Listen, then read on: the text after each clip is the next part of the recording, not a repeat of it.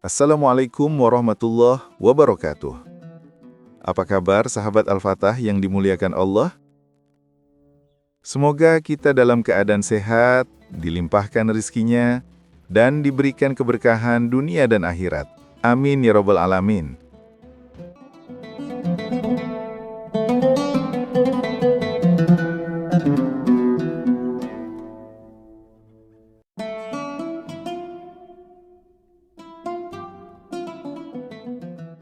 Kisah seorang pandai besi dan wanita cantik.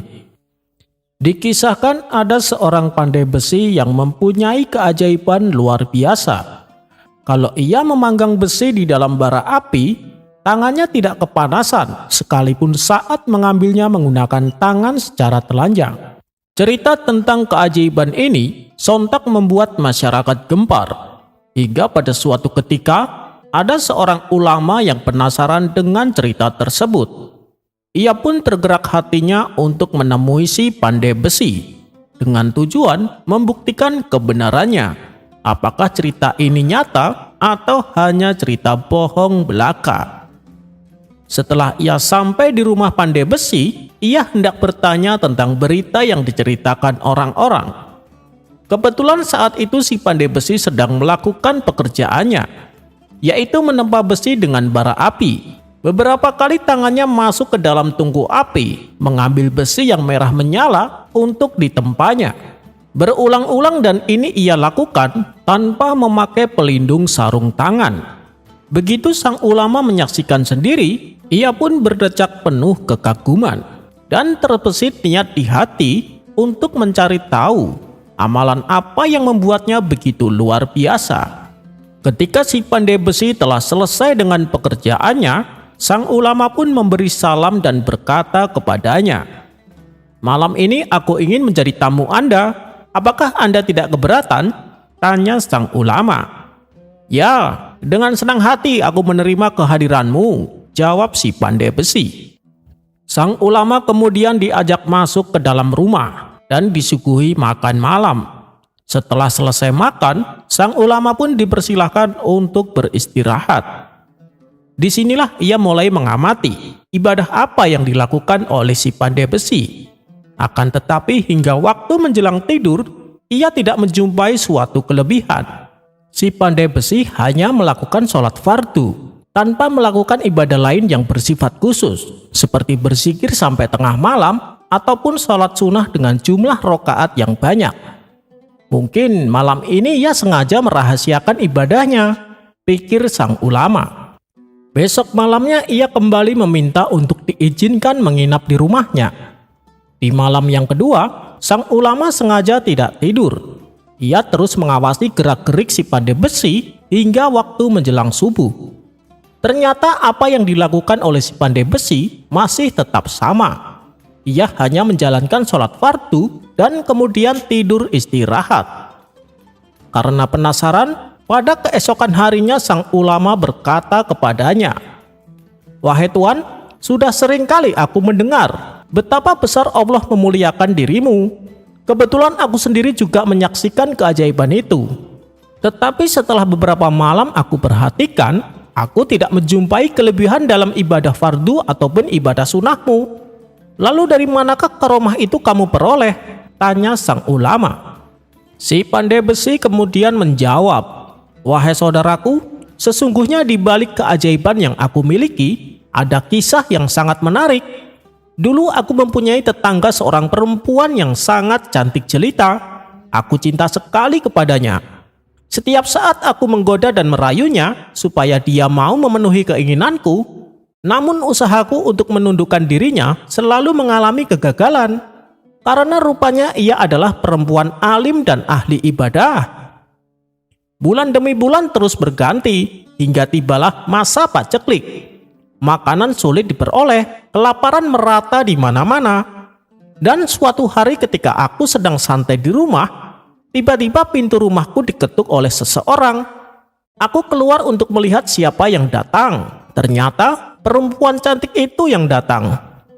Ia berdiri di depan pintu seraya berkata, "Tuan, aku sedang kelaparan, berilah saya sedikit makanan." Aku pun membalasnya, Apa kau tak merasa bahwa aku sangat mencintaimu?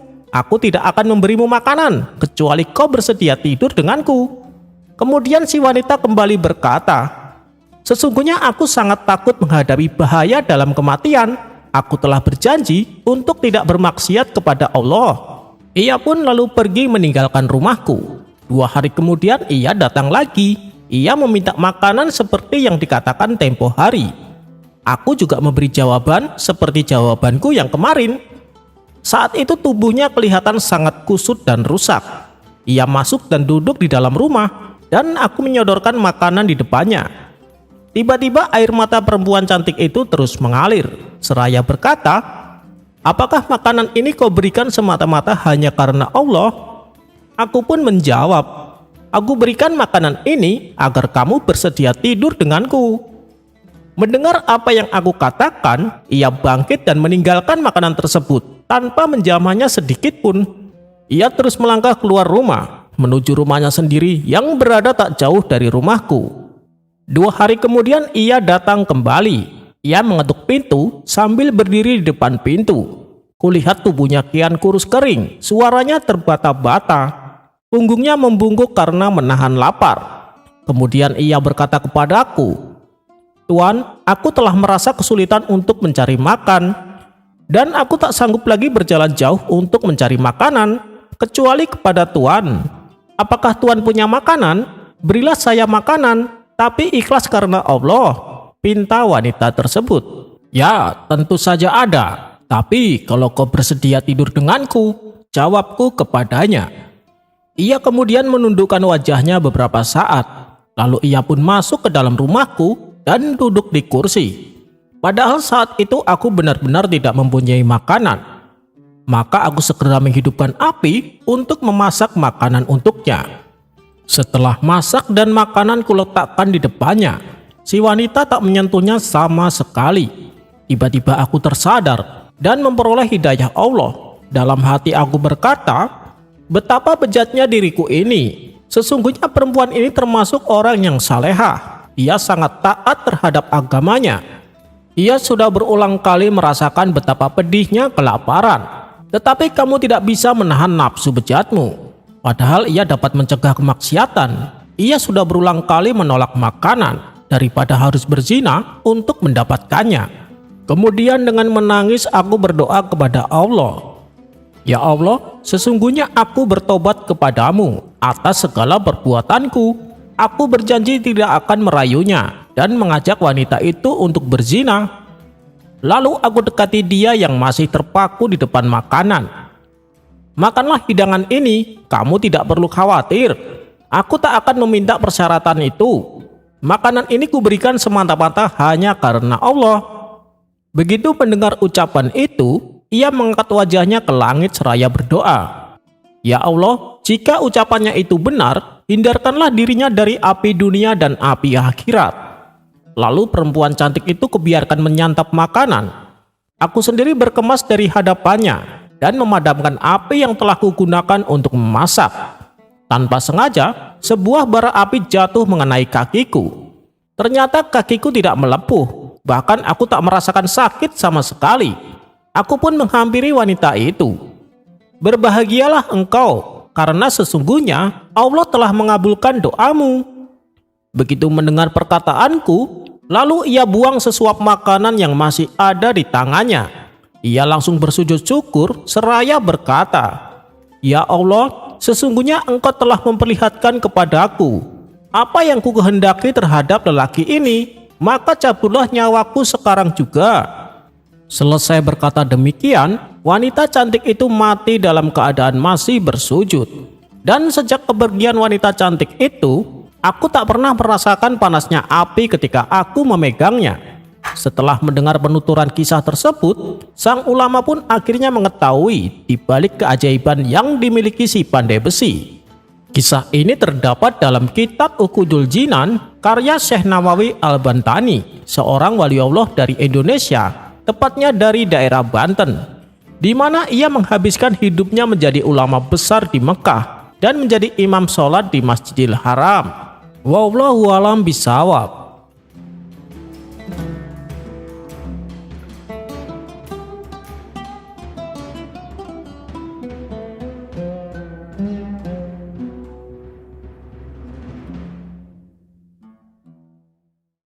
Dikisahkan pada suatu hari seorang darwis sedang akan memasukkan sepotong roti ke mulutnya. Tiba-tiba ia melihat seorang putri bangsawan melintas di hadapannya.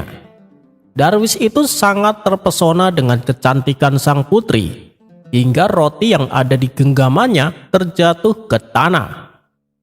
Tingkahnya ini membuat Darwis salah tingkah. Dia pun segera berlalu meninggalkan sang putri. Bersamaan dengan itu, ia melihat sang putri justru tersenyum kepadanya. Ternyata sikap sang putri membuat Darwis mabuk kepayang. Selama 7 tahun ia selalu terbayang-bayang dan memimpikan peristrikan sang putri. Saking tergila-gilanya, ia sampai tidur di jalanan bersama anjing-anjing liar. Hal itu ia lakukan agar ketika sang putri melintas di jalan tersebut, ia bisa memandang wajahnya yang cantik jelita. Lama-kelamaan akhirnya sang putri merasa risih dengan perilaku si Darwis. Ia merasa terganggu dengan keberadaannya. Sang putri lalu menyuruh pengawal supaya membunuh Darwis tersebut. Maka ditangkaplah Darwis itu dan dihadapkan kepada sang putri. "Kau seringkali membuatku terganggu. Kenapa kau lakukan itu?" tanya sang putri. "Karena aku mencintaimu, Tuan Putri," jawab si Darwis. Sontak sang putri terkejut mendengarnya. "Tak mungkin kita hidup bersama. Ayahku pasti akan membunuhmu," kata sang putri. "Tapi sejak kulihat Tuan Putri, hidupku ini tak ada artinya. Biarlah mereka membunuhku," balas si Darwis. "Kau bodoh, mana mungkin aku menikah denganmu? Aku sama sekali tidak mencintaimu," ujar sang putri. "Baiklah Tuan Putri, tapi sebelumnya jawablah pertanyaanku ini. Karena engkaulah yang akan menjadi penyebab kematianku. Mengapa pula dulu kau tersenyum padaku?" tanya sang Darwis. "Dasar tolol, waktu itu aku melihat tingkahmu yang bodoh. Aku pun tersenyum karena kasihan, bukan karena apa-apa. Sekarang menghilanglah dari kota ini. Jangan lagi membuatku terganggu. Kalau tidak, aku akan menyuruh para pengawal untuk membunuhmu," ancam sang putri. Dan sejak saat itu sang Darwis langsung meninggalkan kota tersebut. Ternyata selama bertahun-tahun ia telah salah mengartikan atas senyuman sang putri kepadanya. Hikmah dari kisah ini adalah kesalahpahaman mungkin bisa terjadi, tapi jangan sampai terburu-buru membenarkan dugaan kita.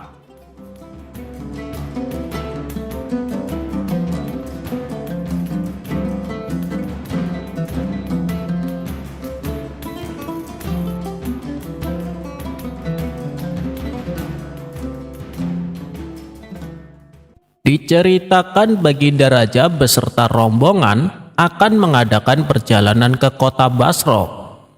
Suatu perjalanan yang terbilang sangat jauh dan memakan waktu berhari-hari. Agar perjalanan tidak membosankan, Baginda Raja mengajak serta Abu Nawas. Ketika melintasi sebuah kampung, ada lelaki berkuda yang menghentikannya. Dia adalah lelaki Badui yang hidup di pedalaman dan tidak tahu arah jalan. "Ampun Paduka yang mulia, hamba dengar Paduka akan ke kota Basra. Boleh saya ikut? Kebetulan saya juga mau ke sana," kata Badui tersebut. "Oh, silahkan," balas Baginda Raja. Badui itu pun merasa senang. Menurutnya, dengan bersama rombongan kerajaan, perjalanannya akan menjadi aman. Tidak akan ada perampok yang berani menghadang dan tidak akan tersesat di jalan. Tetapi yang membuat Baginda Raja risih, selama dalam perjalanan, si Badui mengendarai kudanya berdampingan tepat di sampingnya. Lalu salah satu prajurit pengawal segera menegurnya. "Hei, kau jalan di barisan belakang, jangan di sini." Namun si Badui menolaknya. "Kau siapa? Kenapa melarangku?" tanya si Badui. "Saya prajurit pengawal. Saya yang harusnya ada di sini." "Apa itu prajurit pengawal?" tanya Badui kembali. "Orang yang menjaga keselamatan raja," jawab si prajurit. Oh, saya juga ingin perjalanan saya selamat, jadi saya harus berjalan di samping raja, balas si Badui. Karena si Badui keras kepala, pengawal tersebut minta bantuan sang menteri. Kemudian sang menteri pun menghampirinya. Maaf, kamu tidak seharusnya berada di sini. Kamu sebaiknya berjalan di barisan belakang, kata sang menteri. Siapa juga kamu? Kenapa ikut-ikutan melarang saya? Tanya si Badui. Saya ini menteri istana, jawab sang menteri. Menteri? Apa itu menteri? Tanya si Badui. Menteri adalah pembantu raja yang bertugas menangani urusan kerajaan, jawab sang menteri. Oh, cuma pembantu, tak kira siapa. Sudahlah, jangan ngatur-ngatur saya. Pokoknya, aku mau berjalan di tempat paling depan bersama Baginda Raja, ujar si Badui. Sang menteri pun kewalahan menghadapinya. Baginda Raja yang sedari tadi memperhatikan hanya tersenyum menyaksikan keberanian si Badui. Hingga akhirnya datanglah Abu Nawas menghampirinya. Tuan, sebenarnya Tuan mau kemana? Tanya Abu Nawas. Aku mau ke kota Basroh, jawab si Badui. Oh, ngomong dong dari tadi. Yang di barisan depan ini menuju kota Damaskus. Kalau yang menuju Basroh, jalannya di barisan belakang, tutur Abu Nawas. Mendengar itu si Badui ngomel-ngomel kepada pengawal dan menteri yang menegurnya. Dasar pengawal dan pembantu gila, kenapa tidak bilang dari tadi? Untung ada orang ini yang memberitahuku. Dia pun segera pindah barisan, bergabung dengan rombongan paling belakang. Melihat itu, Baginda Raja tertawa terpingkal-pingkal dengan ulah akal cerdik Abu Nawas.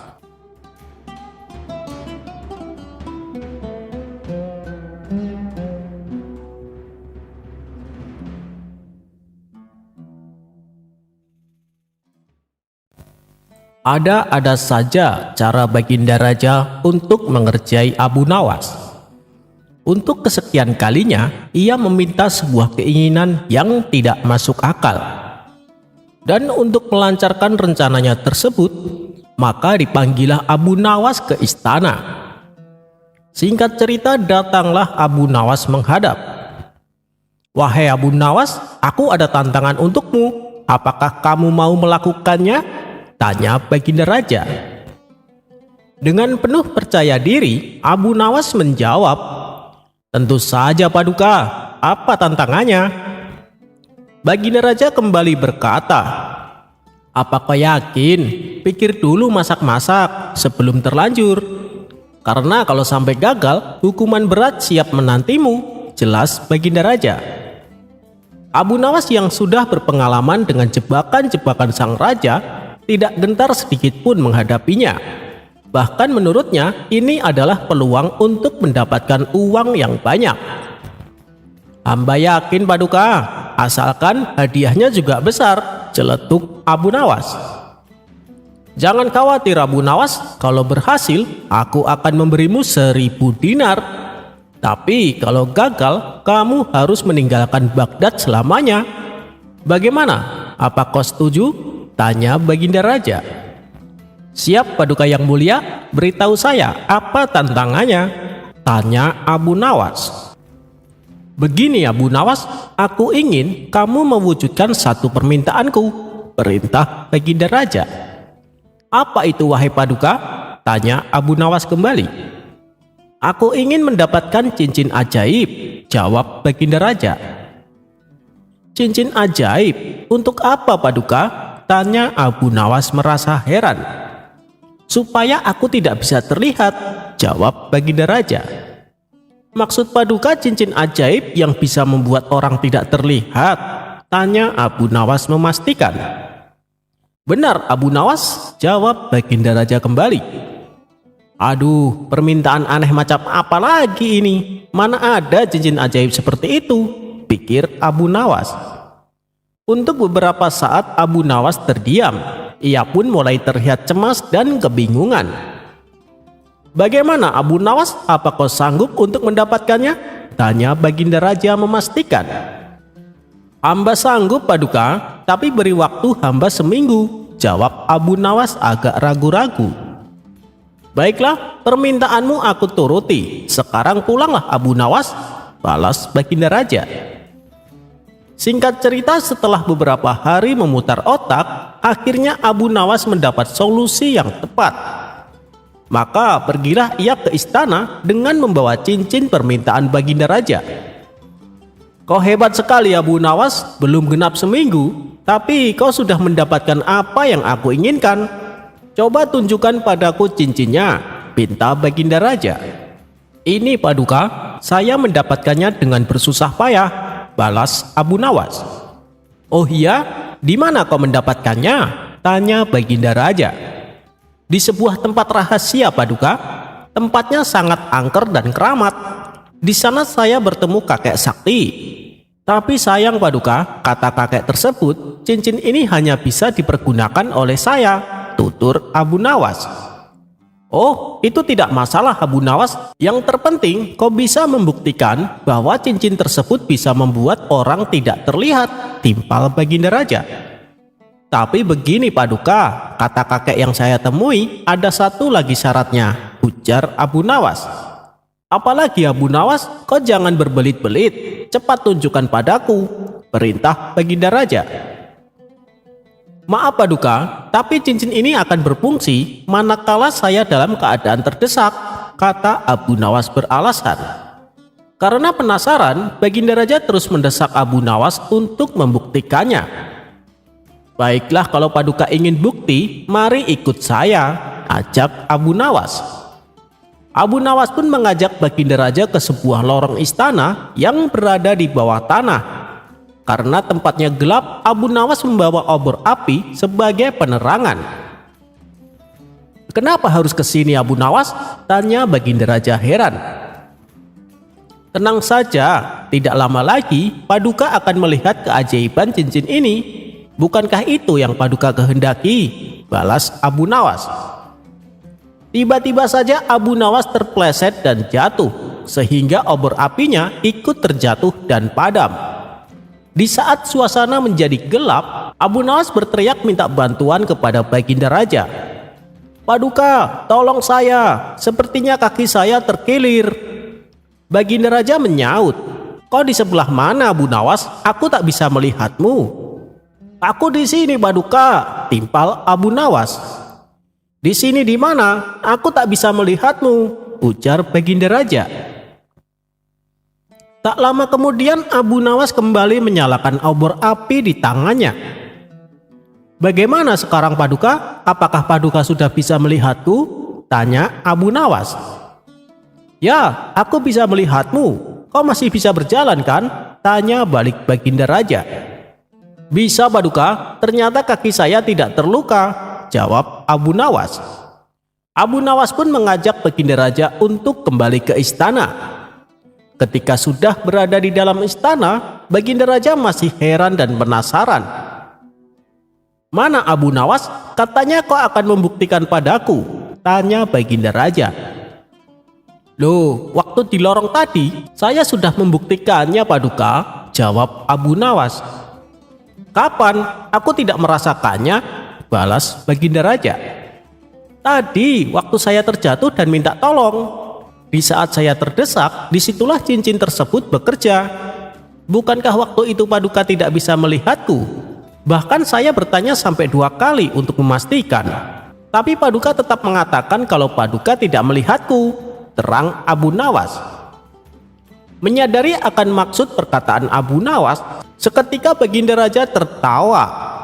Karena Abu Nawas berhasil menghibur dan membuat Baginda Raja tertawa, Abu Nawas pun diberi hadiah sesuai dengan yang dijanjikannya.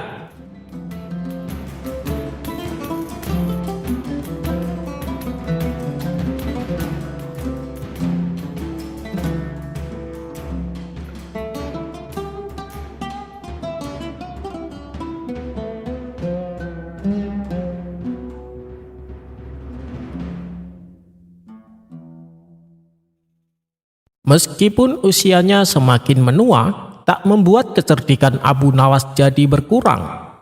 Hal ini terbukti ada seorang pemuda yang ingin mengerjai Abu Nawas. tapi malah ia sendiri yang menanggung malu. Kisah ini berawal ketika ada seorang pemuda di mana ayah si pemuda ini sudah meninggal setahun yang lalu. Suatu ketika, pemuda ini berpapasan dengan Abu Nawas di sebuah jalan di kota Baghdad. Melihat penampilan Abu Nawas yang semakin menua, pemuda itu pun lantas berseloroh dengan pertanyaan yang konyol. "Hei, Pak Tua, kapan kamu mati?" Mendengar pertanyaan yang kurang ajar dan tidak sopan itu, tak membuat Abu Nawas menanggapinya dengan emosi. Ia lalu mendekati si pemuda dan berkata, "Memangnya ada keperluan apa kamu menanyakan hal itu?" Pemuda itu pun menjawab, "Begini Pak Tua, kalau kamu mati, saya mau nitip surat buat almarhum ayah saya yang telah mati setahun yang lalu." Mendengar perkataan pemuda itu, Abu Nawas pun menjawab, "Terima kasih atas kepercayaanmu kepada saya, tapi saya mohon maaf yang sebesar-besarnya, karena saya tidak bisa memenuhi permintaanmu." "Memangnya kenapa Pak Tua?" tanya pemuda itu cengengesan. Lalu Abu Nawas menjawab, "Sebab saya tidak tahu arah jalan menuju neraka jahanam." Mendengar jawaban Abu Nawas itu, pemuda yang cengengesan mendadak mukanya berubah langsung menjadi kecut. Ia pun langsung pergi berlalu meninggalkan Abu Nawas.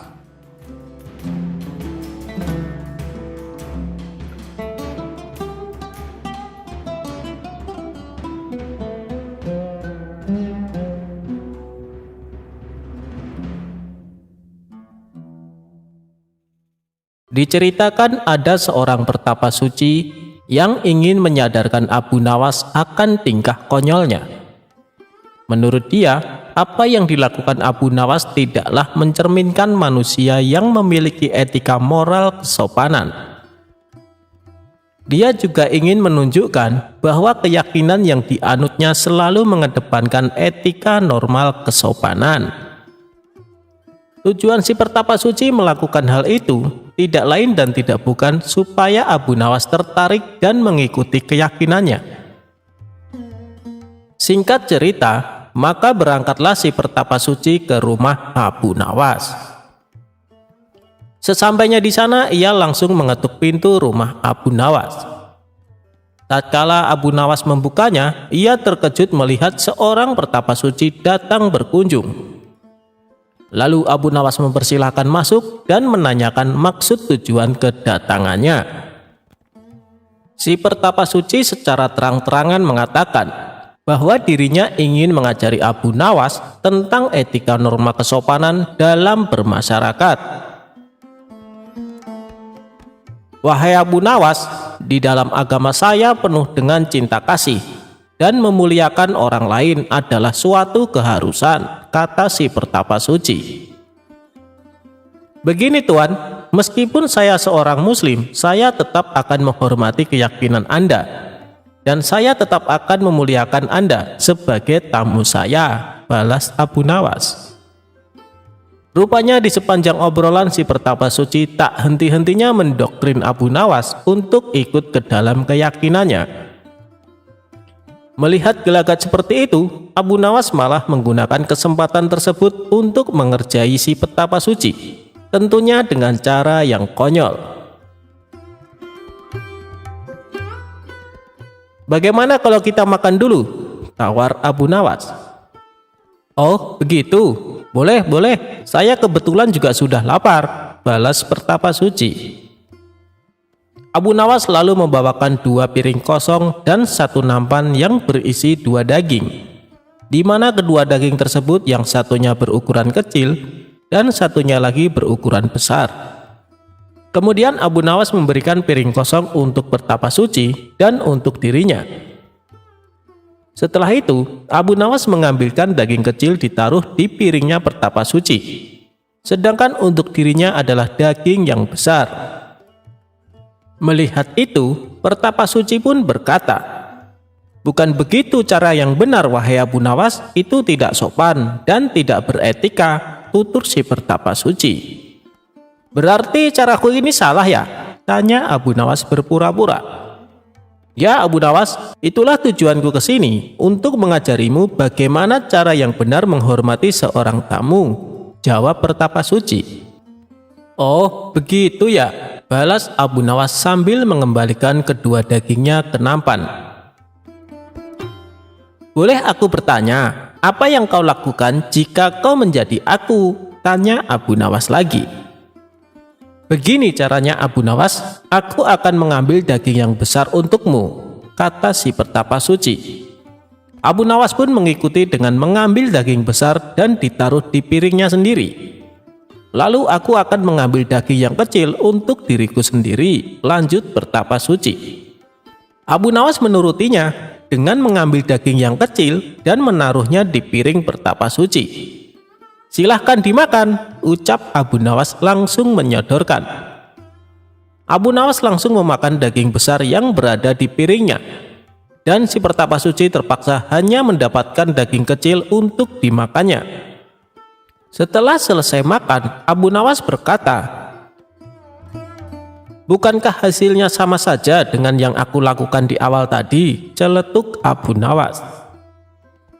Tak lama Abu Nawas kembali berkata, "Apakah kau tahu tata cara makan?" tanya Abu Nawas. "Oh, itu sangat mudah. Pertama saya memanjatkan syukur atas rezeki yang aku dapatkan. Setelah itu, aku memakannya dengan perlahan, serta mengunyahnya dengan mulut tertutup," jawab Pertapa Suci dengan yakin. "Yang kamu lakukan itu salah," balas Abu Nawas. "Kenapa salah? Itu sudah sesuai etika dan norma cara menghormati sebuah makanan," ujar Pertapa Suci tidak terima. "Jelas saja itu salah. Harusnya kamu teliti dulu apakah makanan yang kamu dapatkan dari cara yang halal atau cara yang haram. Bila kamu makan makanan yang haram dengan 1000 adab sekalipun, maka itu tidak akan memberi manfaat sama sekali. Makanan haram justru akan menyebabkan hatimu menjadi hitam," jelas Abu Nawas. Merasa dirinya malah dipermainkan Abu Nawas, si Pertapa Suci akhirnya pamit pulang dan pergi meninggalkan rumah Abu Nawas. Sementara Abu Nawas hanya tersenyum kegirangan.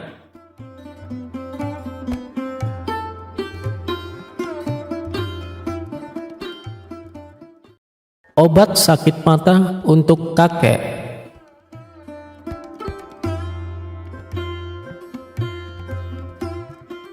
Di pagi hari yang cerah, Baginda Raja mengajak beberapa menterinya pergi bertamasya ke sebuah tempat wisata. Tak lupa Baginda Raja juga mengajak Abu Nawas untuk menambah suasana liburan menjadi asik. Di tengah-tengah perjalanan menuju tempat wisata itu, dari kejauhan mereka melihat seorang kakek yang sedang menunggangi seekor keledai. "Wahai menteriku, tanyalah orang tua itu," perintah sang raja kepada salah seorang menteri bernama Ja'far.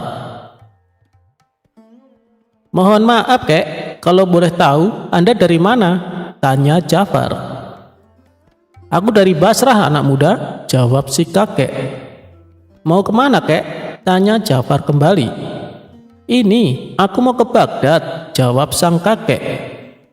"Ada keperluan apa?" tanya Ja'far penasaran. "Aku hendak mencari obat untuk mataku ini," kata sang kakek sambil memperlihatkan matanya yang sedang sakit kepada Ja'far.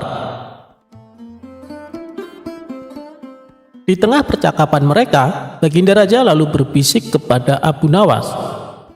"Wahai Abu Nawas, coba kamu ajak ia bergurau." "Jangan Baginda, kasihan, ia adalah orang tua, saya takut kakek itu marah," jawab Abu Nawas. "Sudahlah, itu nanti urusanku. Intinya, ajak saja kakek itu bergurau," desak Baginda Raja kepada Abu Nawas.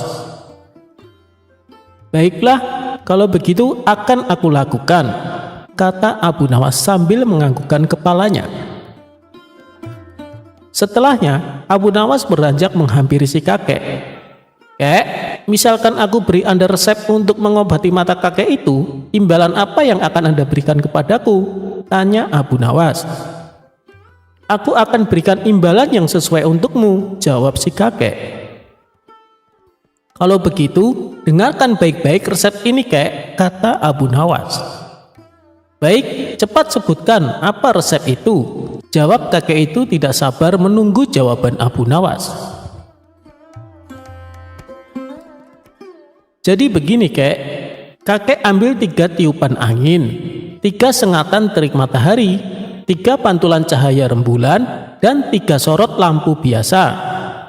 Setelah semuanya terkumpul, maka tumbuklah pada sebuah lumpang yang tak berlubang. Kemudian kakek taruh ramuan yang telah lembut itu ke dalam sebuah mangkok yang besar yang sudah pecah berkeping-keping. Tak lupa juga disimpan di udara selama 3 bulan. Setelah masa 3 bulan lamanya, maka oleskan ramuan itu ke mata kakek yang sakit sebanyak 3 kali sebelum tidur. Insya Allah Anda akan sembuh, Kek, kata Abu Nawas. Mendengar perkataan Abu Nawas itu, sang kakek pun naik pitam. Akhirnya sang kakek turun dari keledainya dan menghampiri Abu Nawas. Ambil keledai ini sebagai imbalan awal, kata si kakek sambil memalingkan wajahnya dari Abu Nawas. Jika setelah menggunakan resepmu itu mataku sembuh, aku akan memberimu lagi imbalan seorang budak wanita yang setia melayanimu. Jika kelak ternyata kamu telah mati terlebih dahulu meninggalkan aku, budak wanita itu pasti sudah menjemputmu di neraka sana. Ia akan setia meludahi matamu dan memukuli wajahmu sambil berteriak dan mengolok-olokimu. Setelah mendengar penuturan si kakek itu, Baginda Raja seketika tertawa terpingkal-pingkal. Hahaha, coba beri orang tua itu hadiah, kata Baginda Raja sambil menahan tawa. Terima kasih Baginda yang mulia, kata si kakek dengan hati yang bahagia. Tak lama setelah itu sang kakek pergi meninggalkan mereka.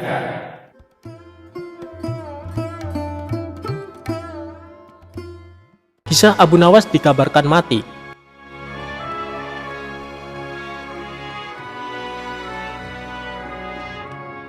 Setelah kejadian Abu Nawas menjual Baginda Raja menjadi budak, Baginda Raja pulang ke istana dan langsung memerintahkan para prajuritnya menangkap Abu Nawas.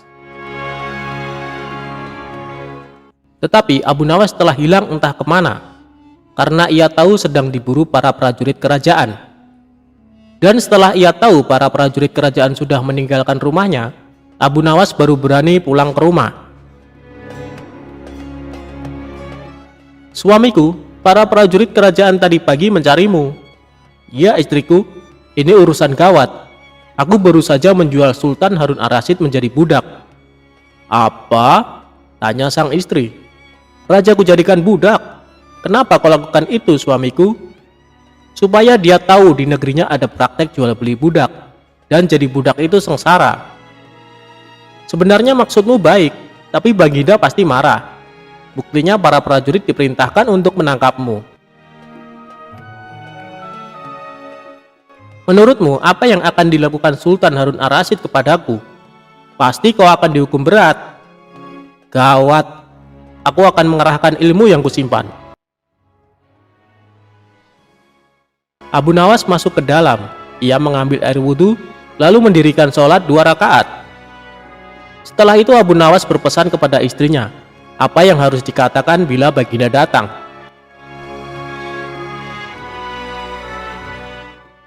Tidak berapa lama kemudian tetangga Abu Nawas geger, karena istri Abu Nawas menjerit-jerit. Ada apa ini? Tanya tetangga Abu Nawas sambil tergopoh-gopoh. Suamiku mati. Hah? Abu Nawas mati? Iya. Kini kabar kematian Abu Nawas tersebar ke seluruh pelosok negeri. Baginda yang mendengar kabar tersebut pun terkejut. Kemarahan dan kegeraman beliau agak susut, mengingat Abu Nawas adalah orang yang paling pintar, menyenangkan dan menghibur Baginda Raja. Baginda Raja beserta beberapa pegawai dan seorang tabib istana segera menuju rumah Abu Nawas. Tabib segera memeriksa Abu Nawas. Sesaat kemudian ia memberi laporan kepada Baginda bahwa Abu Nawas memang telah mati beberapa jam yang lalu. Setelah melihat sendiri tubuh Abu Nawas terbujur kaku tak berdaya, Baginda Raja merasa terharu dan meneteskan air mata. Beliau bertanya kepada istri Abu Nawas, "Adakah pesan terakhir Abu Nawas untukku?" "Ada paduka yang mulia," kata istri Abu Nawas sambil menangis. "Katakanlah," kata Baginda Raja. "Suami hamba, Abu Nawas, memohon sudilah kiranya Baginda Raja mengampuni semua kesalahannya, dunia akhirat, di depan rakyat," kata istri Abu Nawas terbata-bata. "Baiklah kalau itu permintaan Abu Nawas," kata Baginda Raja menyanggupi. Jenazah Abu Nawas diusung di atas keranda, kemudian Baginda Raja mengumpulkan rakyat di tanah lapang.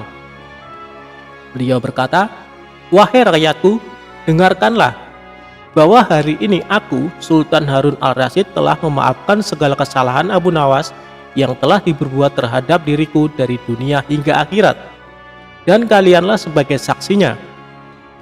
Tiba-tiba dari dalam keranda yang terbungkus kain hijau terdengar suara keras, "Syukur!" Seketika pengusung jenazah ketakutan, apalagi melihat Abu Nawas bangkit berdiri seperti mayat hidup. Seketika rakyat yang berkumpul lari tunggang langgang, bertubrukan, dan banyak yang jatuh terkilir. Abu Nawas sendiri segera berjalan ke hadapan Baginda. Pakaiannya yang putih-putih bikin Baginda gemeter juga. Kau sebenarnya mayat hidup atau memang kau hidup lagi?" tanya Baginda dengan gemetar. "Hamba masih hidup, tuanku. Hamba mengucapkan terima kasih yang tak terhingga atas pengampunan tuanku." "Jadi kau masih hidup?"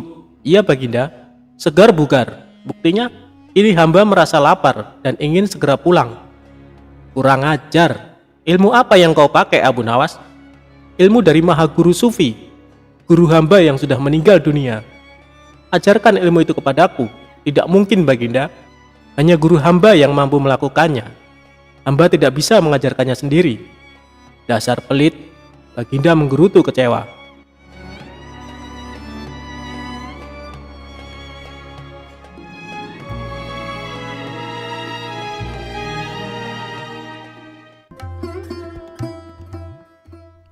Sosok Abu Nawas memang identik dengan kisahnya yang mampu mengocok perut. Sejumlah tingkah Abu Nawas juga kerap membuat sang raja kala itu terpingkal terbahak-bahak. Selain itu, Abu Nawas memang bukan orang kaya raya. Lebih tepatnya ia hanya keluarga yang sederhana. Untuk memenuhi kebutuhan pokoknya sehari-hari bisa saja dikatakan sangat tercukupi. Apalagi untuk kebutuhan mewah, Abu Nawas tentu belum bisa merasakannya. Abu Nawas tidak mempunyai barang mewah dan makanan mewah di rumahnya. Semua serba cukup dalam kadar yang sederhana. Namun nasib apes pernah menimpa Abu Nawas. Kala itu tidak ada hujan, tidak ada angin, sang istri tiba-tiba minta dibelikan kalung oleh Abu Nawas. Hal itu membuat Abu Nawas pusing 7 keliling. Bagaimana mungkin bisa ia memenuhi keinginan istrinya? Sedangkan untuk makan mewah saja ia tidak mampu, apalagi membelikan perhiasan kalung. "Wahai istriku, maafkan saya tidak mungkin bisa menyanggupi keinginanmu. Kan kamu tahu sendiri, kita adalah keluarga sederhana yang hidupnya hanya pas-pasan," kata Abu Nawas dengan lemah lembut. Namun keputusan Abu Nawas itu ternyata membuat istrinya tidak terima, karena ia sangat menginginkan perhiasan kalung. Selama ini istri Abu Nawas itu merasa tidak pernah menuntut apapun, tidak pernah meminta yang macam-macam. Ia ingin satu kali ini saja permintaannya dituruti, entah bagaimana caranya. Akan tetapi lagi-lagi Abu Nawas tidak berani mengiyakan. Ia hanya meminta istrinya supaya selalu bersyukur dengan apa yang ada. Marahlah istri Abu Nawas. Ia terus mengomel dan memarahi suaminya. Tak tahan dengan omelan sang istri, Abu Nawas lalu pergi meninggalkan rumah. Istrinya yang masih marah kepada Abu Nawas berniat membalas dengan memasak sop yang sangat pedas untuknya. Saat malam tiba, Abu Nawas pun pulang. Sang istri berpura-pura tersenyum hangat menyambut kedatangannya. Abu Nawas lalu diajaknya duduk di meja makan, kemudian sang istri menghidangkan sop yang pedas tersebut.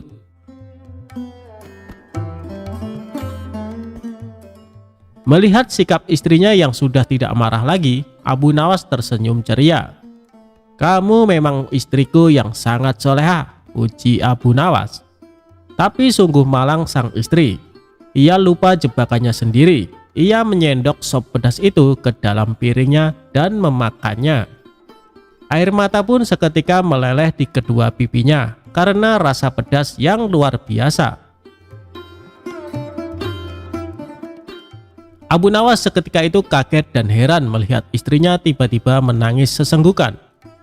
"Kenapa kamu menangis, wahai istriku?" tanya Abu Nawas khawatir. "Dulu almarhum ibu sangat menyukai masakan sop ini. Setiap kali aku makan sop seperti ini, aku jadi teringat almarhum ibu.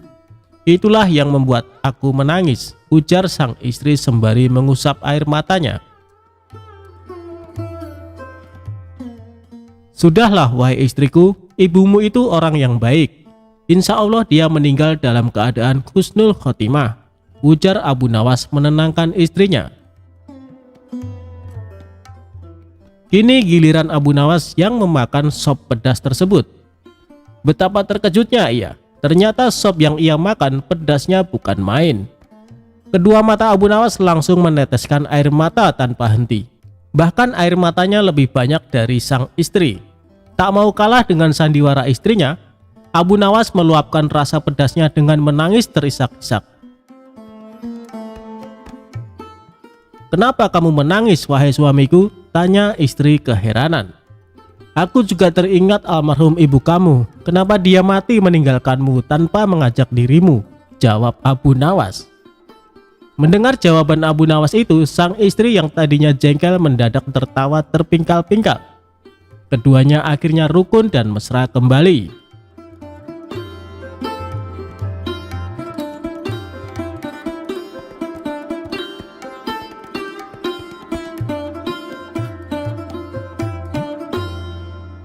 Abu Nawas disuruh mendatangkan ibunya yang sudah lama meninggal.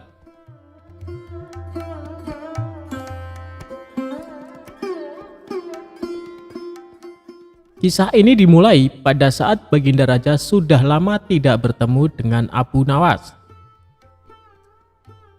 Hal tersebut membuat Baginda Raja merasa galau dengan keadaan kerajaan yang sepi dan sunyi tanpa kehadiran Abu Nawas. Baginda tampaknya ingin mendengar cerita-cerita lucu Abu Nawas. Akhirnya Abu Nawas dihadirkan di istana kerajaan. Kemudian terjadi dialog antara keduanya. Setelah sekian lama berbincang-bincang, Raja tiba-tiba saja ingin menguji kepandaian Abu Nawas. "Wahai Abu Nawas, besok pagi bawalah ibumu ke istanaku. Engkau akan aku beri hadiah 100 dinar, kata Baginda Raja. Mendengar titah rajanya membuat Abu Nawas sangat kaget. Bagaimana tidak? Karena raja sebenarnya sudah tahu kalau ibunya telah lama meninggal dunia. Bahkan raja sempat ikut melayat ke rumah Abu Nawas. Akan tetapi, karena iming-iming hadiah yang sangat menggiurkan itu, Abu Nawas justru menyetujui permintaan aneh dari raja tersebut. Setibanya di rumah, Abu Nawas langsung sibuk mencari seorang wanita tua yang kemudian nantinya akan dijadikan sebagai ibunya untuk dihadirkan ke istana. Setelah lama mencari, akhirnya Abu Nawas menemukan orang yang sedang diinginkannya itu. Abu Nawas lalu menjelaskan maksudnya kepada perempuan tersebut. Abu Nawas berjanji akan membagi hadiah kepada wanita itu dengan adil. Tanpa berpikir panjang, perempuan itu menyetujui permintaan Abu Nawas.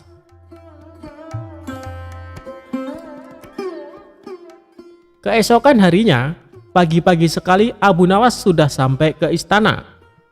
Abu Nawas menuju istana sambil menggendong seorang perempuan tua.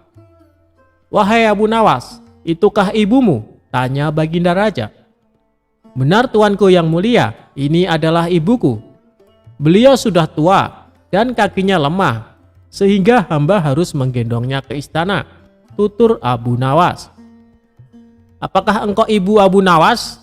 Ingat ya, kalau bohong maka akan kuhukum dirimu," tanya raja kepada perempuan tua tersebut.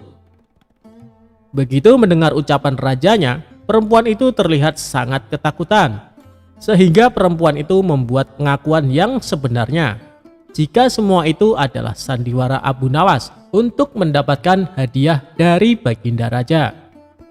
Mendengar penjelasan dari wanita tua itu membuat Baginda Raja tertawa kegirangan.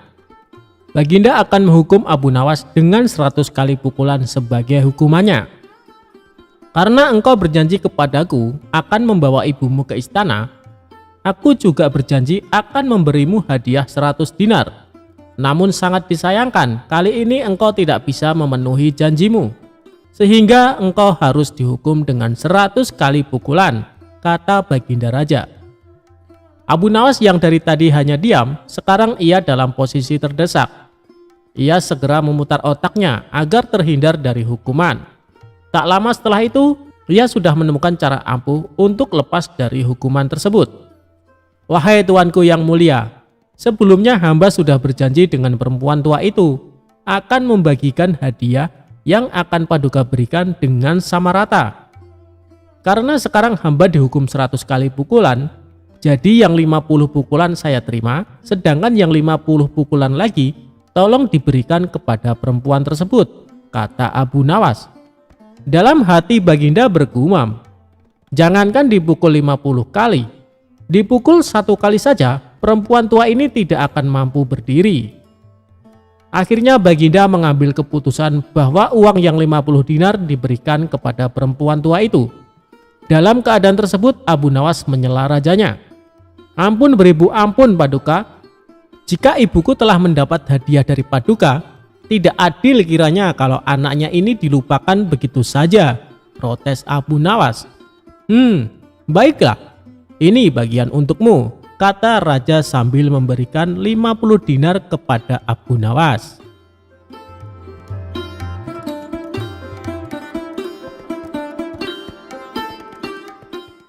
Abu Nawas minta bantuan malaikat langit untuk lempar batu ke pencuri.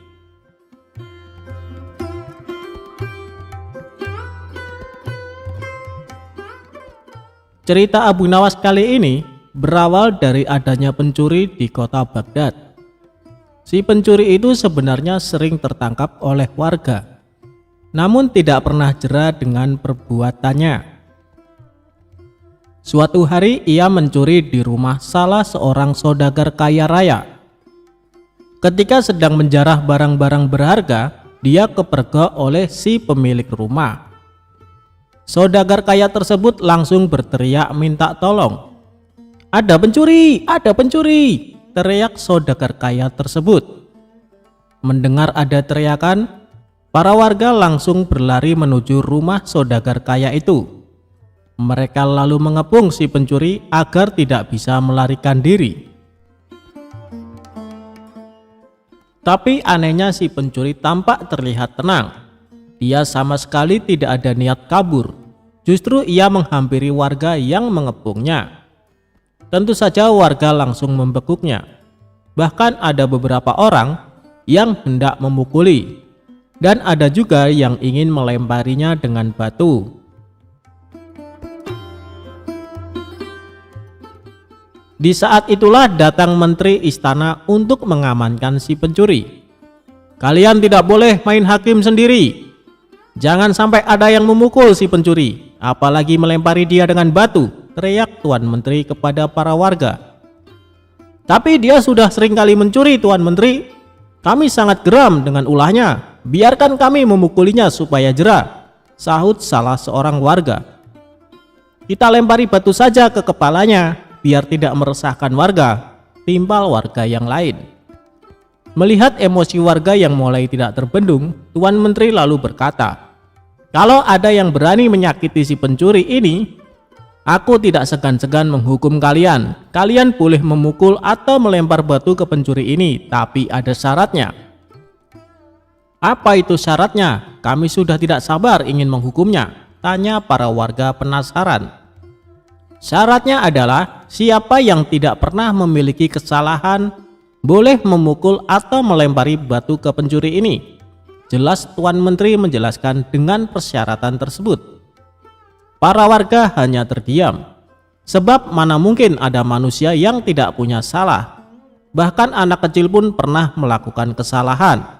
Akhirnya para warga membubarkan diri, sementara si pencuri dibawa oleh Tuan Menteri dengan dalih akan diproses di pengadilan. Tapi kenyataannya di tengah jalan si pencuri malah dibebaskan dan disuruh pulang. Usut punya usut, ternyata si pencuri adalah sahabat karib Tuan Menteri. Beberapa hari kemudian, si pencuri kembali beraksi, dan setiap kali tertangkap warga, Tuan Menteri selalu datang menolong. Begitulah seterusnya hingga suatu ketika si pencuri menyatroni rumah Abu Nawas.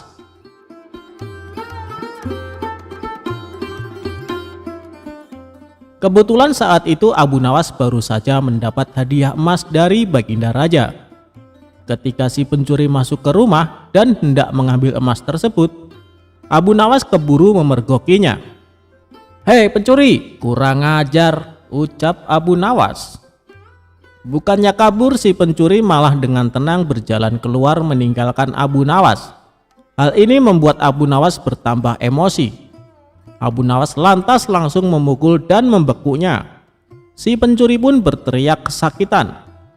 Mendengar ada kegaduhan di rumah Abu Nawas, warga-warga pun segera berdatangan. "Ada apa Abu Nawas?"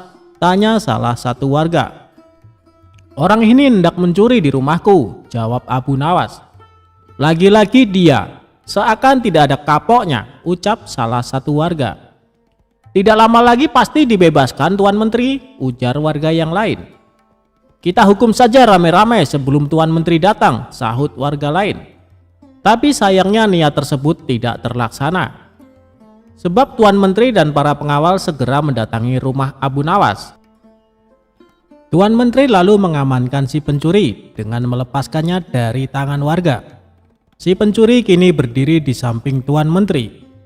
"Sudah saya peringatkan berkali-kali, kalian tidak boleh main hakim sendiri.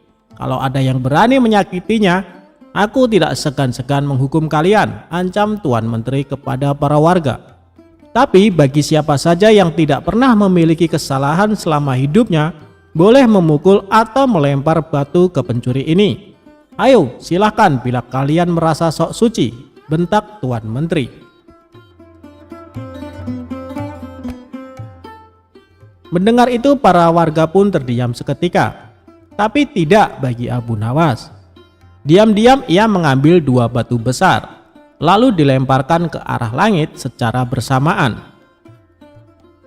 Saat 2 batu tersebut kembali turun ke bawah, masing-masing mengenai kepala si pencuri dan Tuan Hakim. Sontak si pencuri langsung pingsan jatuh tersungkur. Dari kepalanya keluar darah bercucuran. Begitu juga dengan Tuan Menteri, meski tidak pingsan, dia mengalami sakit yang luar biasa. Dari kepalanya hingga bercucuran darah cukup banyak. "Kurang ajar, siapa yang berani berbuat lancang melempar batu?" teriak Tuan Menteri penuh emosi. Dikarenakan takut menjadi sasaran amukan Tuan Menteri, orang-orang di sana lalu menunjuk bahwa Abu Nawaslah pelakunya. "Kurang ajar kau Abu Nawas, kau akan mendapat hukuman berat," bentak Tuan Menteri. "Salahku di mana? Kenapa tiba-tiba aku dihukum?" tanya Abu Nawas berpura-pura. "Kamu telah berani melempari kepalaku dengan batu," jawab Tuan Menteri. "Oh itu, bukankah tadi Tuan Menteri mengatakan sendiri, siapa saja yang tidak pernah bersalah selama hidupnya boleh melempari si pencuri dengan batu," balas Abu Nawas. "Jadi kau merasa kalau kamu tidak pernah berbuat salah? Jangan sok suci kamu, Abu Nawas," hardik Tuan Menteri.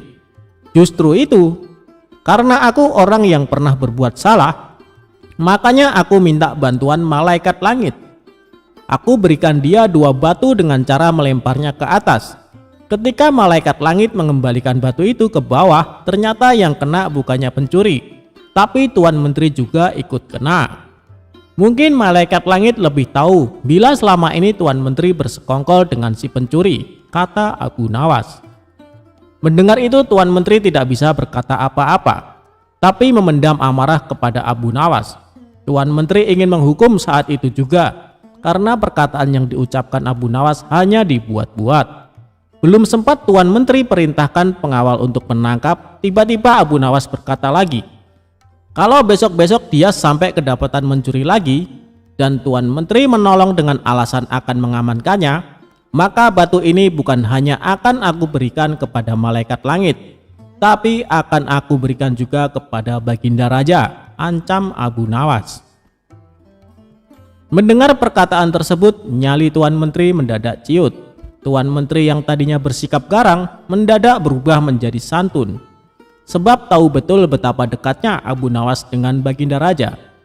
Maafkan aku Tuan Abu Nawas, aku pastikan kali ini si pencuri akan mendapat hukuman, kata Tuan Menteri. Sejak saat itulah akhirnya si pencuri menjadi jera dan tidak mengulangi perbuatannya, karena Tuan Menteri sudah tidak berani melindunginya.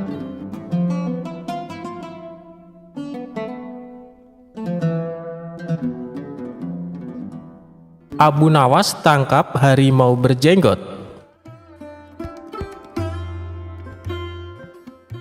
Suatu ketika, Baginda Raja terlihat sangat marah kepada Abu Nawas yang telah berkali-kali mempermainkan dirinya dengan cara-cara yang sangat kurang ajar.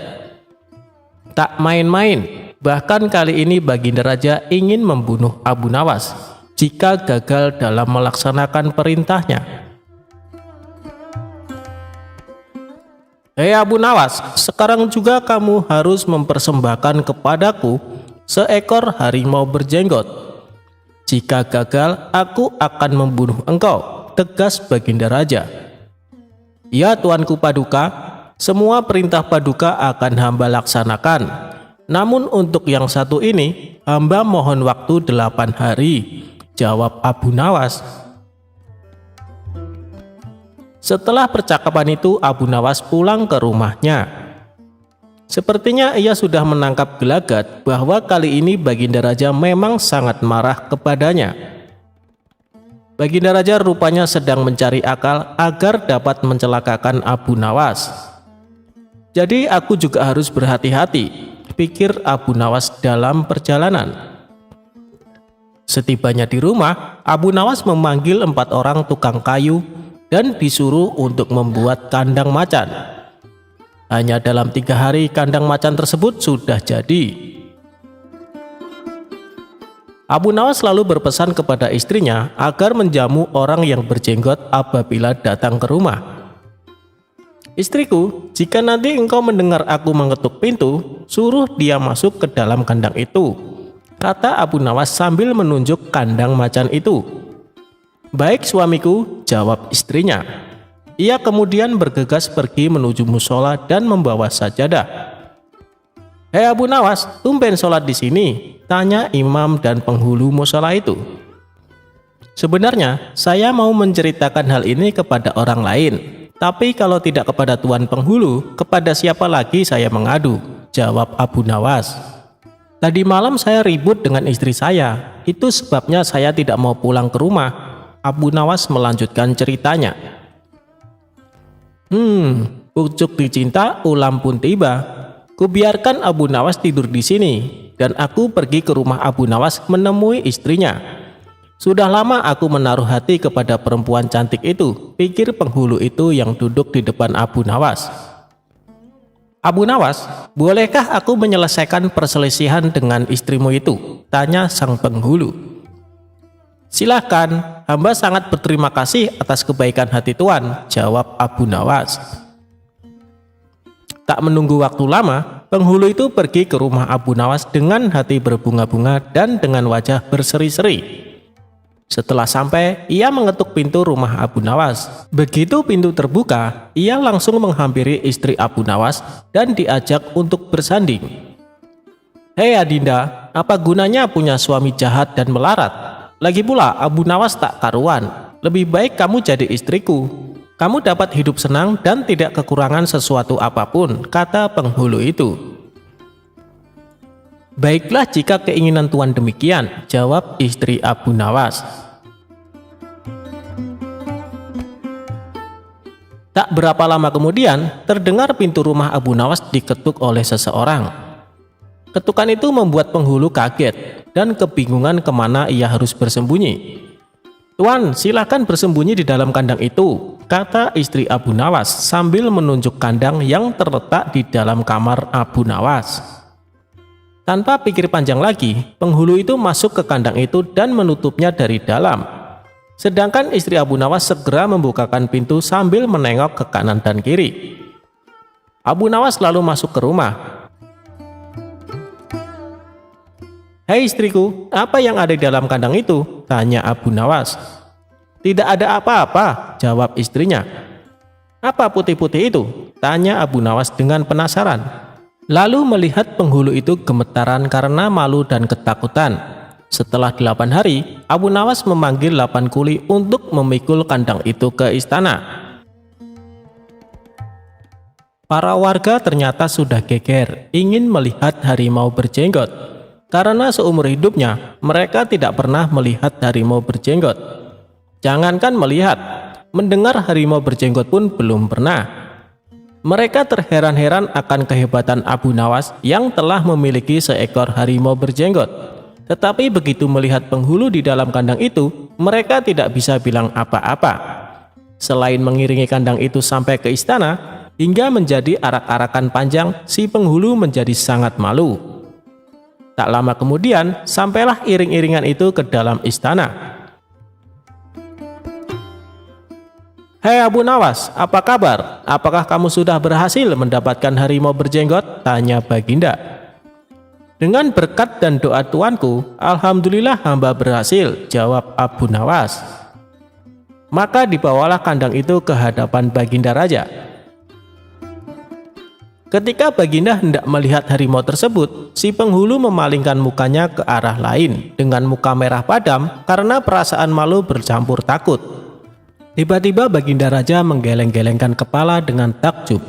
Sebab menurut penglihatan Baginda, yang ada di dalam kandang itu adalah penghulu musola. Abu Nawas buru-buru menimpali. "Ya tuanku, itulah harimau berjenggot." Tapi Baginda tidak cepat tanggap. Ia termenung sesaat karena penghulu dikatakan harimau berjenggot.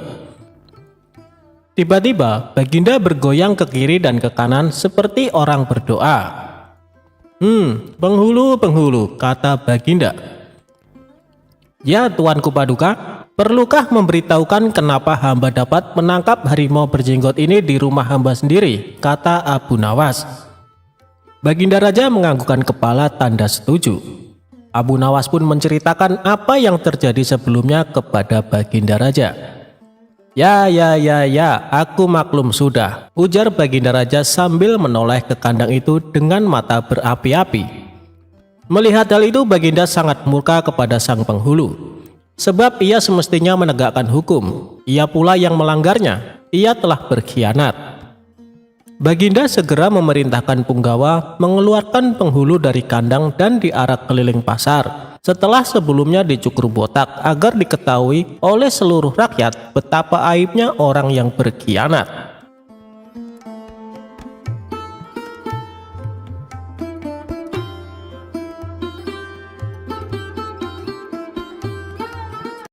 Imam Syafi'i enggan menyolati jenazah Abu Nawas.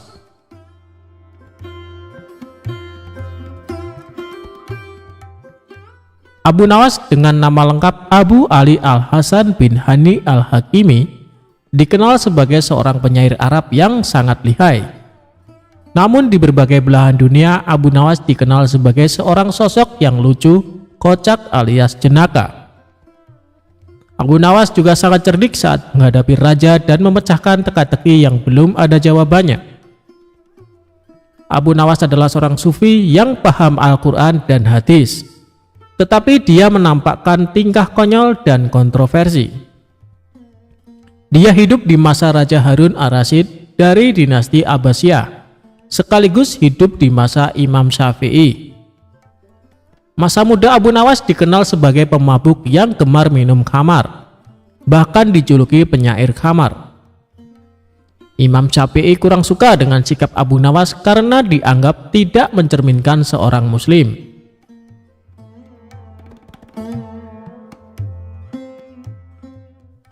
Suatu ketika Abu Nawas meninggal dunia dan kabar kematiannya sampai ke penjuru seantero negara Iran. Kabar wafatnya Abu Nawas membuat gempar penduduk Iran. Baginda Raja sebagai teman dekat Abu Nawas merasa sedih mendengar kabar tersebut.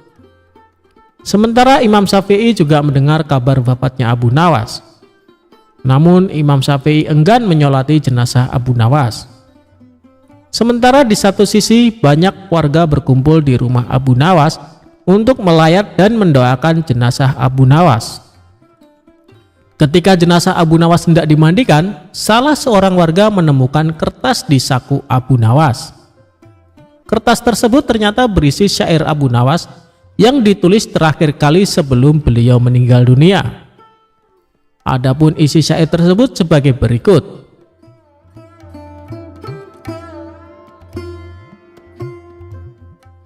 Wahai Tuhanku, dosaku terlalu besar dan banyak, tapi aku tahu bahwa ampunanmu lebih besar. Jika hanya orang baik yang boleh berharap kepadamu, kepada siapa pelaku maksiat akan berlindung dan memohon ampunan? Aku berdoa kepadamu seperti yang engkau perintahkan, dengan segala kerendahan dan kehinaanku. Jika kau tampik tanganku, lantas siapa yang memiliki kasih sayang? Hanya harapan yang ada padaku ketika aku berhubungan denganmu dan keindahan ampunanmu, dan aku pasrah setelah ini.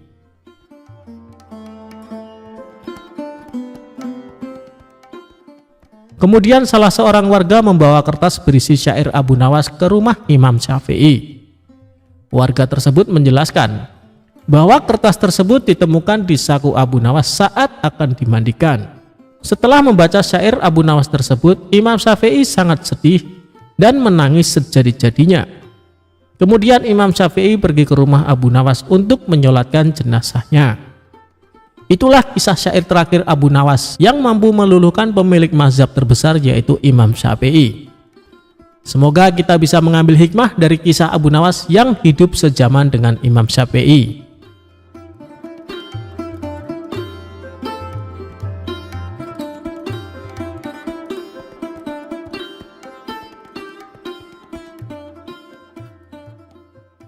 Abu Nawas mengambil mahkota dari surga.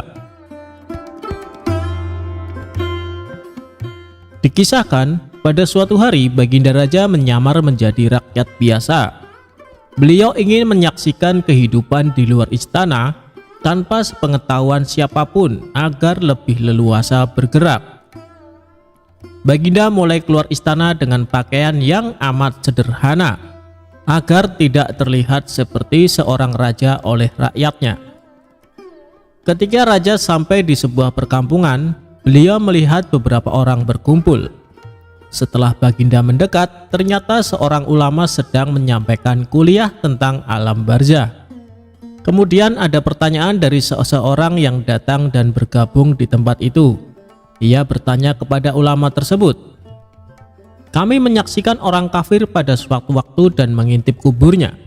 Tetapi kami tidak mendengar mereka berteriak dan tidak pula melihat penyiksaan-penyiksaan yang katanya sedang dialaminya. Maka bagaimana cara membenarkan sesuatu yang tidak sesuai dengan yang dilihat mata?" tanya orang itu. Ulama itu berpikir sejenak, kemudian ia berkata, "Untuk mengetahui yang demikian itu, harus dengan panca indera yang lain. Ingatkah kamu dengan orang yang sedang tidur? Dia kadangkala bermimpi dalam tidurnya digigit ular, diganggu dan sebagainya. Ia juga merasa sakit dan takut ketika itu, bahkan memekik dan keringat bercucuran pada keningnya. Ia merasakan hal semacam itu seperti ketika tidak tidur. Sedangkan engkau yang duduk di dekatnya menyaksikan keadaannya seolah-olah tidak terjadi apa-apa. Padahal apa yang dilihat serta dialaminya adalah dikelilingi ular-ular. Maka jika masalah mimpi yang remeh saja sudah tidak mampu mata lahir melihatnya, Mungkinkah engkau bisa melihat apa yang terjadi di alam barzah? Kata sang ulama. Baginda Raja terkesan dengan penjelasan ulama itu. Lalu ulama itu melanjutkan kuliahnya tentang alam akhirat. Dikatakan bahwa di surga tersedia hal-hal yang amat disukai nafsu, termasuk benda-benda. Salah satu benda-benda itu adalah mahkota yang amat luar biasa indahnya. Tak ada yang lebih indah dari barang-barang di surga, karena barang-barang itu tercipta dari cahaya. Saking indahnya, maka satu mahkota jauh lebih bagus dari dunia dan isinya. Baginda makin terkesan. Beliau lalu pulang kembali ke istana. Baginda sudah tidak sabar ingin menguji kemampuan Abu Nawas.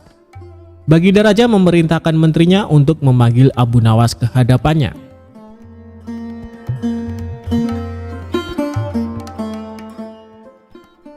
Singkat cerita, Abu Nawas pun menghadap Baginda Raja. Aku menginginkan engkau sekarang juga berangkat ke surga. Kemudian bawakan aku sebuah mahkota surga yang katanya tercipta dari cahaya itu. Apakah engkau sanggup, Abu Nawas? Tanya Baginda Raja. Sanggup, Paduka yang mulia, kata Abu Nawas langsung menyanggupi apa yang mustahil dilaksanakan olehnya itu. Tetapi Baginda harus menyanggupi pula satu syarat yang akan hamba ajukan, kata Abu Nawas dengan percaya diri. Sebutkan syarat itu, kata Baginda Raja. Hamba mohon Baginda menyediakan pintunya agar hamba bisa memasukinya, kata Abu Nawas. Pintu apa? Tanya Baginda belum mengerti. Pintu alam akhirat, jawab Abu Nawas. Apa itu? Tanya Baginda ingin tahu. Kiamat, wahai Paduka yang mulia. Masing-masing alam mempunyai pintu. Pintu alam dunia adalah liang peranakan ibu. Pintu alam barzah adalah kematian. Dan pintu alam akhirat adalah kiamat. Jelas Abu Nawas kepada Baginda Raja. Surga berada di alam akhirat. Bila Baginda masih tetap menghendaki hamba mengambil sebuah mahkota di surga, maka dunia harus kiamat terlebih dahulu. Lanjut Abu Nawas. Mendengar penjelasan Abu Nawas, Baginda Raja terdiam. Di sela-sela kebingungan Baginda Raja, Abu Nawas bertanya lagi kepada Baginda Raja. Masihkah Baginda menginginkan mahkota dari surga? Tanya Abu Nawas. Baginda Raja tidak menjawab, beliau diam 1000 bahasa. Sejenak kemudian Abu Nawas mohon diri karena Abu Nawas sudah tahu jawabannya.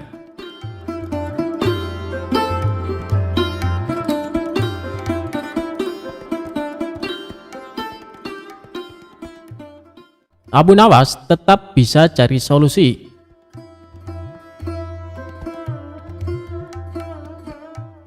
Mimpi buruk yang dialami Baginda Raja tadi malam menyebabkan Abu Nawas diusir dari negerinya.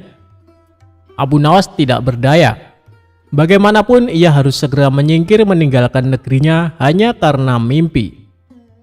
Masih jelas terngiang-ngiang kata-kata Baginda Raja di telinga Abu Nawas. Tadi malam aku bermimpi bertemu dengan seorang laki-laki tua. Ia mengenakan jubah putih. Ia berkata bahwa negerinya akan ditimpa bencana bila orang yang bernama Abu Nawas masih tetap tinggal di negeri ini. Ia harus diusir dari negeri ini, sebab orang itu membawa kesialan. Ia boleh kembali ke negerinya dengan syarat tidak boleh dengan berjalan kaki, berlari, merangkak, melompat-lompat, dan menunggang keledai atau binatang tunggangan yang lainnya.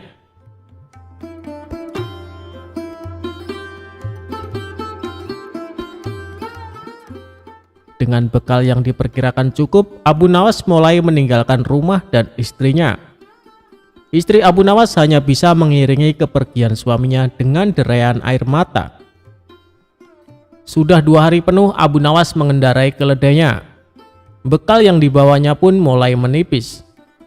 Abu Nawas tidak terlalu meresapi pengusiran dirinya dengan kesedihan yang terlalu mendalam. Sebaliknya Abu Nawas merasa bertambah yakin bahwa Tuhan yang Maha Perkasa akan segera menolong keluar dari kesulitan yang sedang melilit pikirannya. Bukankah tiada seorang teman pun yang lebih baik dari Allah Subhanahu wa Ta'ala dalam saat-saat seperti itu? Setelah beberapa hari Abu Nawas berada di negeri orang, ia mulai diserang rasa rindu yang menyayat-nyayat hatinya yang paling dalam. Rasa rindu itu makin lama makin menderu-deru seperti dinginnya jumharir, sulit untuk dibendung. Memang, tak ada jalan keluar yang lebih baik daripada berpikir. Tetapi dengan akal apakah ia harus melepaskan diri? Begitu tanya Abu Nawas dalam hati. Apakah aku akan meminta bantuan orang lain dengan cara menggendongku dari negeri ini sampai ke istana Baginda? Tidak akan ada seorang pun yang sanggup melakukannya. Aku harus bisa menolong diriku sendiri tanpa melibatkan orang lain.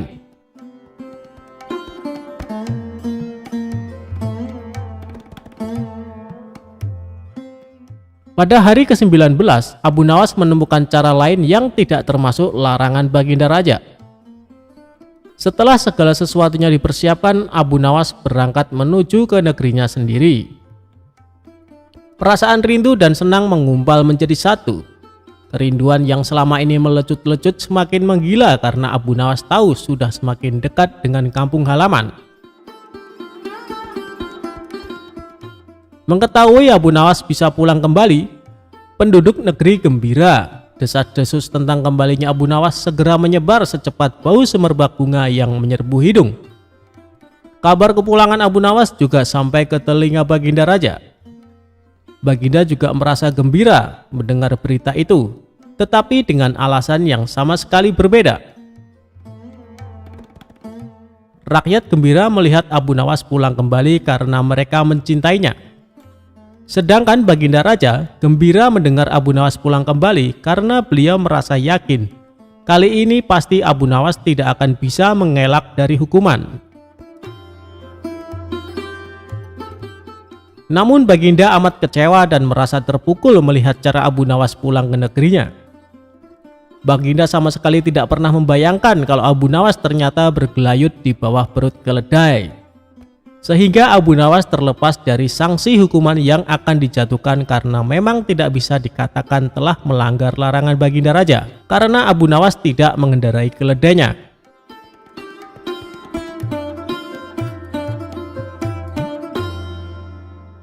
Abu Nawas menipu malaikat untuk menghindari pertanyaan kubur.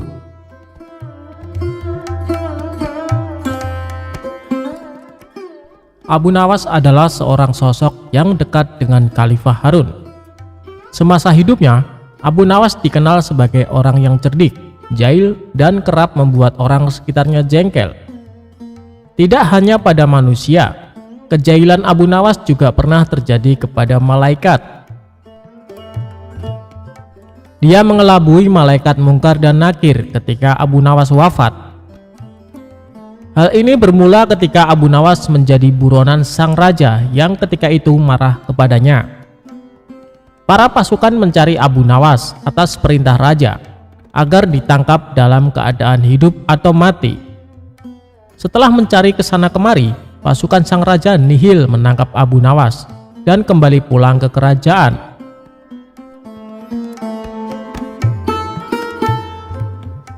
Mengetahui pencariannya berakhir, Abu Nawas pulang ke rumahnya untuk kemudian sholat 2 rakaat. Usai sholat, dia memberikan surat wasiat kepada istrinya.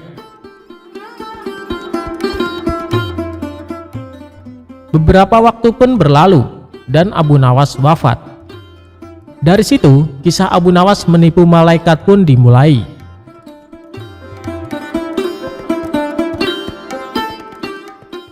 Sebelum wafat, Abu Nawas memberikan wasiat agar istrinya mengkafaninya. Alih-alih memintanya dengan yang baru, dia minta agar ketika wafat dipakaikan kain kafan usang, jelek atau lusuh. Kain kafan tersebut seolah-olah seperti kain kafan orang yang sudah lama meninggal.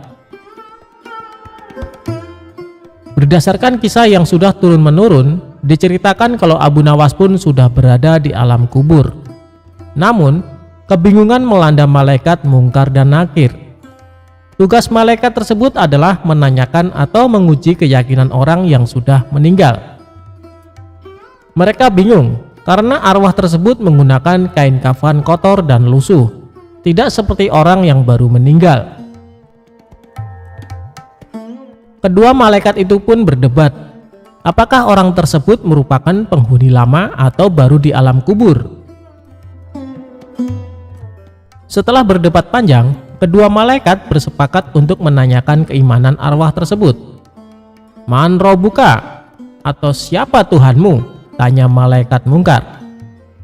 Mendengar pertanyaan itu, Abu Nawas sedikit ketakutan dan hening sesaat untuk kemudian menjawab pertanyaan malaikat. Wahai malaikat, tidakkah kau tahu bahwa kain kafanku ini sudah lama?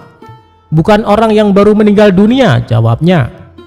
Mendengar jawaban itu, malaikat makin dibuat bingung dan terdiam. Mereka bingung dengan penampilan Abu Nawas yang lusuh, namun kondisi kuburannya masih terlihat baru. Perdebatan pun kembali terjadi sambil pandangannya tak lepas dari Abu Nawas. Pada akhirnya, malaikat mendapat suatu keputusan. Malaikat memutuskan kalau Abu Nawas adalah penghuni lama dan tidak menanyakan lebih lanjut. Kedua malaikat itu lantas pergi dan berpindah ke kuburan lain dan bertanya-tanya apakah mereka sedang dijahili. Konon, kisah Abu Nawas mengelabui malaikat itu meniru Umar bin Khattab yang dikisahkan berani membentak malaikat Mungkar dan Nakir.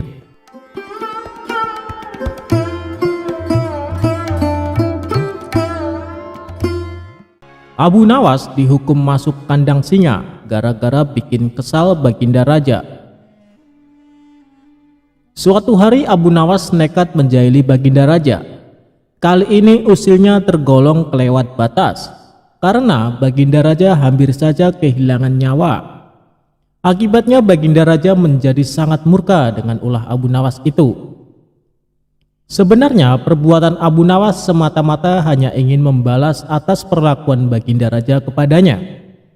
Karena bukan sekali dua kali saja Abu Nawas juga beberapa kali hampir celaka karena perbuatan usil Baginda Raja. Saat ini Baginda Raja diselimuti amarah yang sangat memuncak. Cari Abu Nawas, tangkap dan bawalah ke sini, perintahnya. Beberapa pengawal kerajaan langsung berangkat menuju rumah Abu Nawas. Sesampainya di sana, mereka menangkap Abu Nawas dengan kasar. "Apa-apaan ini? Apa salahku?"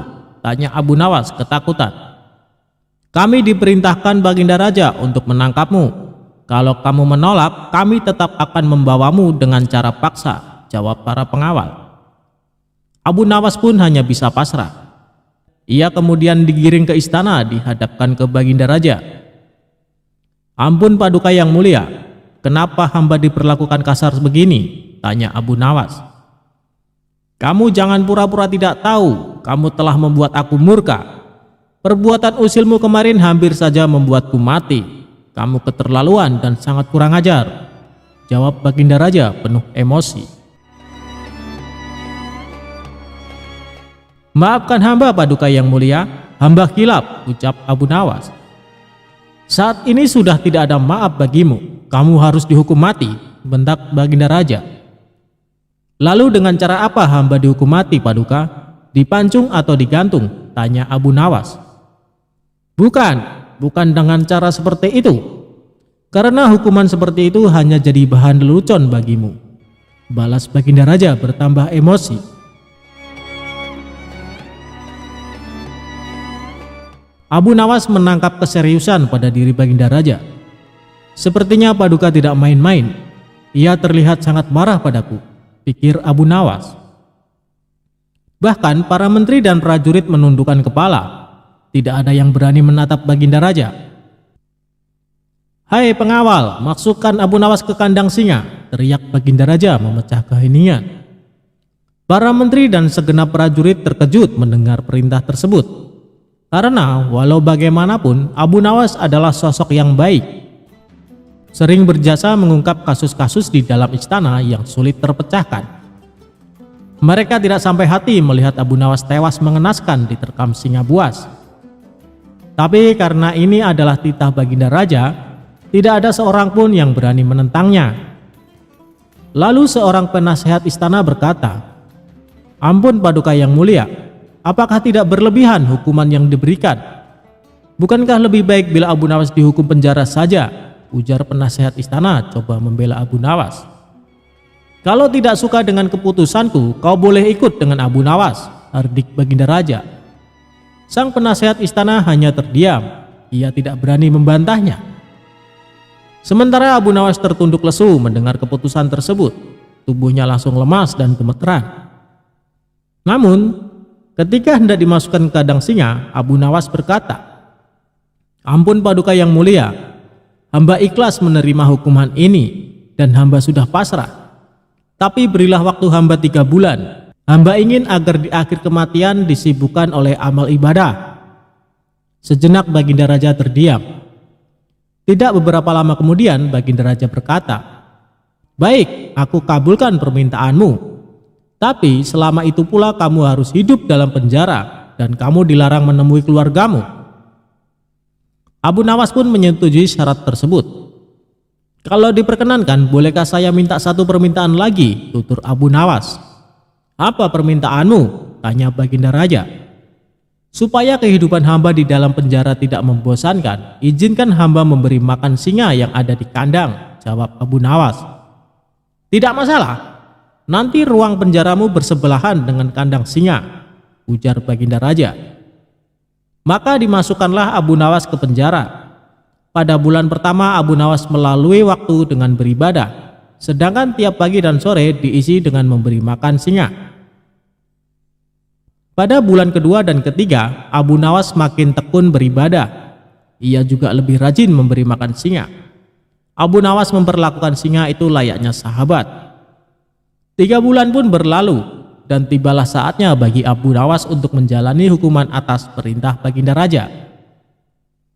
Beberapa pengawal istana memasukkan Abu Nawas ke kandang singa.